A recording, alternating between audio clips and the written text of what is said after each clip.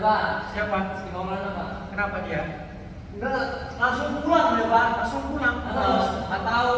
Oh, Ada keterangan Pak. Sebelum memasuki materi Bapak, sebelumnya kita berdoa dulu. Siapa ketua kelas kita? Ahmadun Pak. Tolong. Ya marilah untuk mulai tadi kita berdoa bersama. Berdoa mulai. Sudah selesai. Di pelajaran Bapak ini materi terakhir kemarin apa Pak? Anak-anak Koma Pak. Ikhlas Pak. ikhlas. Koma itu pelajaran Pak Ari. Oke, sebelum masuk ke pelajaran kita akan mempelajari tentang cinta dan ridho kepada Allah Subhanahu wa taala. Pengertian ridho ini secara bahasa yaitu rela atau perkenaan, dapat diartikan sebagai puas atau secara puas dikasih ridho kepada Allah. Pengertian ridho ini lebih luas dari cinta. Nanti kita bahas tentang cinta ya. Ini menunjukkan ridho kepada Allah yang lebih tinggi daripada manusia. Sebabnya cinta itu mengandung pengertian saling mengerti atau menerima, take and give. Sementara Allah Subhanahu wa taala sama sekali tidak membutuhkan pemberian manusia atau perlu menerima persembahan apapun.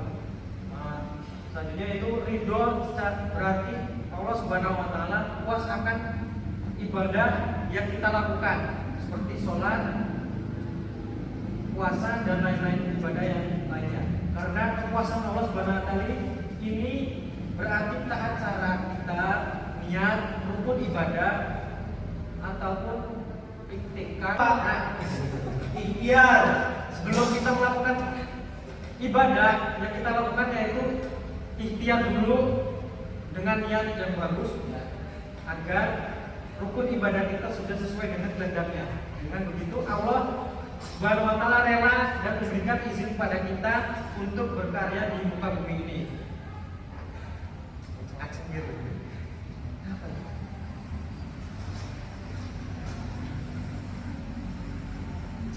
Contoh sikap ridho pada Allah yaitu bersyukur kepada Allah terhadap nikmat yang telah diberikan atau yang telah diperoleh sebagai sebuah ungkapan kerelaan hati yang mendalam, seperti kita dikasih motor. Nah, kita dalam bentuk ridho pada Allah itu seperti mengasihi among-among atau besek pada tetangga kita sendiri. Syukuran kita memiliki motor. Bukan ridhonya terjadi kepada Allah untuk dimiliki motor. Yang kedua yaitu bersabar dalam hati terhadap musibah yang telah menimpa dengan penuh kesadaran bahwa musibah atau bencana tersebut merupakan takdir yang harus diterima dengan penuh lapang dada. Walaupun kita kena musibah seperti tadi, Bapak kena musibah helmnya keselip, kita harus mensyukuri. Harus mensyukuri. Tapi ada Pak helmnya? Ada, tadi ketemu. Gara-gara Bapak mensyukuri ya Pak. Mensyukuri. Jadi Allah bantu biar nggak beri lagi. Ya.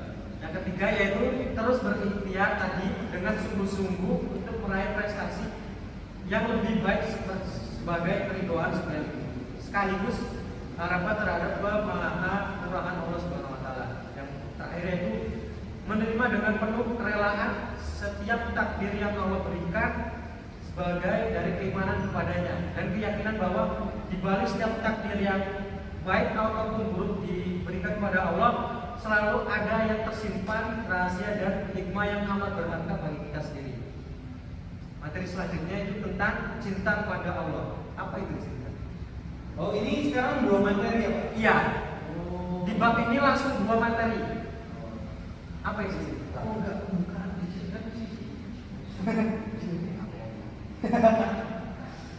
Cinta apa?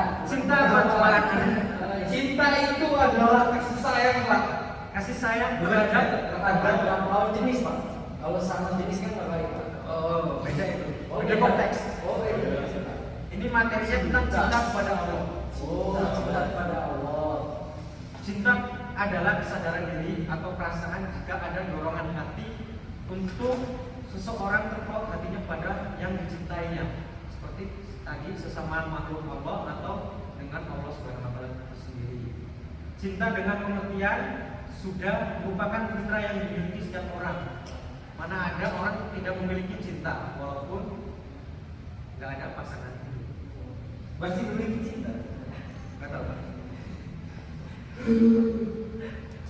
Kalau seseorang tidak memiliki cinta, harus dipertanyakan keimanan tersebut. Bagaimana dia mencintai agama ya? Ya, bagaimana dia mencintai agama dia sendiri. Lanjut Pak. Islam tidak hanya mengakui keberadaan cinta itu pada diri manusia, tetapi juga mengaturnya sebagai wujud dengan mulia. Sebagai seorang muslim, kita pertama yaitu diberikan kepada Allah Subhanahu wa taala cinta kepada Allah, yaitu hendaknya yang paling dicintai Allah itu semuanya lebih dari manusia kita sendiri. Yaitu dalilnya dari Quran surat Al-Baqarah ayat 165. Apakah anak-anak mau membacakan? Adik mau baca? Apa dan Ayat berapa? ayat Al-Baqarah ayat 165.